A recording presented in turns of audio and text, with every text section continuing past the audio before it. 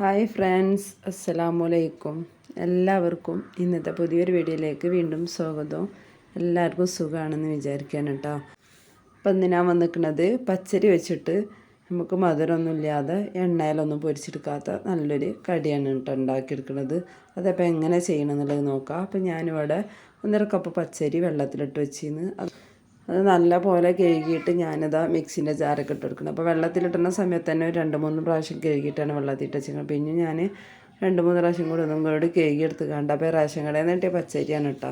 അപ്പോൾ അതുകൊണ്ട് തന്നെ നല്ല കഴുകും വേണം. അതിൽ പൊന്തി വരുന്ന അരിയൊക്കെ ഒഴിവാക്കി എടുക്കാനുണ്ട്. അപ്പോൾ അത് മിക്സിൻ്റെ ജാറൊക്കെ ഇട്ട് കൊടുത്തുകൊണ്ട് ഇതിൽ പാകത്തിലുള്ള ഉപ്പും 1/4 ടീസ്പൂൺ ചെറിയ ജീരകവും 2 വലിയ ചെറിയ ഉള്ളിയും ചേർത്തിട്ടുണ്ട്. പിന്നെ തേങ്ങാപ്പാലും കൂടി ഒഴിച്ചിട്ടാണ് ഇത് അരച്ചെടുക്കുന്നത്.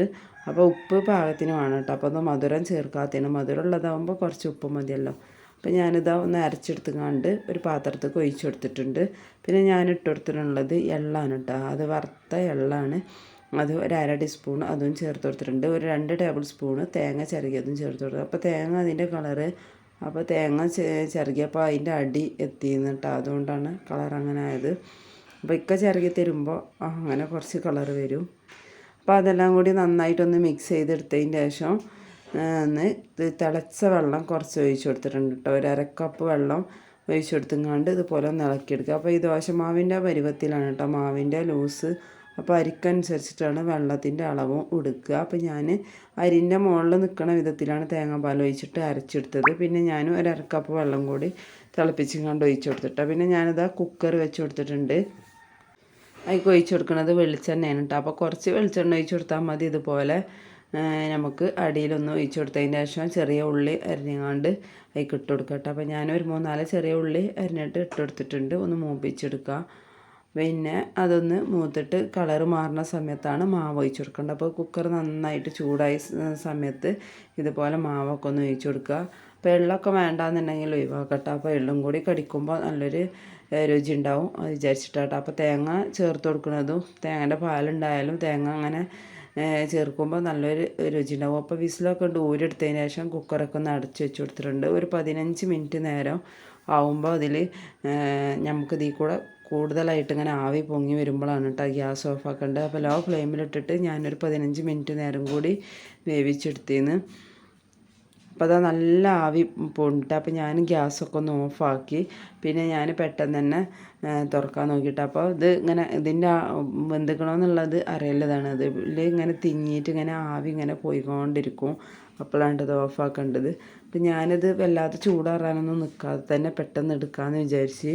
അപ്പോൾ അതാ മൂടിയൊക്കെ തുറന്നിട്ട് ഇതുപോലെ ഒന്ന് ഇത് വെച്ചിട്ടൊന്ന് കുത്തി നോക്കുമ്പോൾ വെന്തുക്കണം കേട്ടോ. ആണെന്നുണ്ടെങ്കിൽ അങ്ങനെ കുത്തി നോക്കിയാൽ മതി. അപ്പോൾ നല്ല വെന്ത് ഉഷാറായിട്ടുണ്ട്. ഇനി കുക്കറിൻ്റെ അതാ സൈഡ് ഭാഗം ഒന്ന് ഇങ്ങനെ ഉണ്ട് വെടിപ്പിച്ച് കൊടുക്കട്ടോ. അപ്പോൾ അത് അടിയിലൊന്നും പിടിച്ചിട്ടില്ല, കിട്ടണമൊക്കെ ഉണ്ട്. അപ്പോൾ ഞാൻ ചൂടാറിയിട്ടുണ്ടെങ്കിൽ ഇതിൽ എളുപ്പത്തിൽ പോരും. അപ്പോൾ ഞാൻ കുട്ടികൾക്ക് ചായക്കും വേണ്ടിയിട്ടൊക്കെ അവിടെ കാത്തിരിക്കുന്നുണ്ട്. അപ്പോൾ ഇത് പെട്ടെന്ന് തന്നെ എടുക്കണം കേട്ടോ. സംഭവം ഇത് മധുരമില്ലാതെ ഉണ്ടാക്കിയാണെങ്കിലും കഴിക്കാൻ നല്ല രുചിയായിരുന്നു. ഈ ചെറിയ ഉള്ളിയോ പോലെ ജീരകവും തേങ്ങയും തേങ്ങേൻ്റെ പാലൊക്കെ ചേർത്തുണ്ടാക്കിയാലോ. അപ്പോൾ നല്ല അടിപൊളിയായിരുന്നു. അപ്പോൾ അത് അടിയിലൊന്നും പൊടിച്ചിട്ടുമില്ല, കരിഞ്ഞിട്ടൊന്നുമില്ല കേട്ടോ. അപ്പോൾ പെട്ടെന്ന് തന്നെ കുക്കറിൽ നിന്നൊക്കെ കിട്ടിയിട്ടുണ്ട്. അപ്പോൾ ഞാൻ ചൂടോട് കൂടെ തന്നെ പ്ലേറ്റിലേക്ക് മാറ്റി കൊടുത്ത് പ്ലേറ്റിൽ നിന്ന് ഇതാ ഞാൻ വേറെ പ്ലേറ്റ് വെച്ചുകൊണ്ട് കൗത്തി കൊടുത്തിട്ടുണ്ട് കേട്ടോ. അപ്പോൾ നല്ല ചൂടാണ് സംഭവം. അപ്പം അങ്ങനെയൊക്കെ ഉള്ളത് കട്ട് ചെയ്യുമ്പോൾ നല്ല ചൂടാറിയിട്ട് തണുത്തിട്ടാവുമ്പോൾ കുറച്ചും കൂടി ഉഷാറായിട്ട് കിട്ടും കേട്ടോ. അപ്പം ഞാനിത് നല്ല ചൂടോട് കൂടെ തന്നെയാണ് ഇത് ചെയ്യുന്നത്. അപ്പോൾ ഇത് ചൂടാറാൻ വേണ്ടിയിട്ട് പിന്നെ ഞാൻ കട്ട് ചെയ്തതിന് ശേഷം ഫാനിൻ്റെ ചോട്ടൊക്കെ വെക്കുന്നുണ്ട്. അപ്പോൾ എന്നാൽ കുറച്ച് നേരം വൈകിട്ടാണ് ഉണ്ടാക്കിയത്. അപ്പോൾ കുട്ടികൾക്കാണെങ്കിലും ചായ കുടിക്കാനായിട്ട് കാത്തിരിക്കുന്നു. അപ്പോൾ അതുകൊണ്ട് പെട്ടെന്ന് തന്നെ കട്ട് ചെയ്തെടുത്തിട്ടാണ്. അപ്പോൾ അത് പൊടിക്കാനൊന്നും പറ്റണില്ല. അപ്പോൾ അത് നല്ല വെന്തിട്ട് നല്ല ഉഷാറായിരിക്കണം കേട്ടോ. പിന്നെ എല്ലാവർക്കും നല്ല ഇഷ്ടമായിരിക്കണം. ഇത് കഴിക്കാനായിട്ട് നല്ല രുചിയെന്ന്.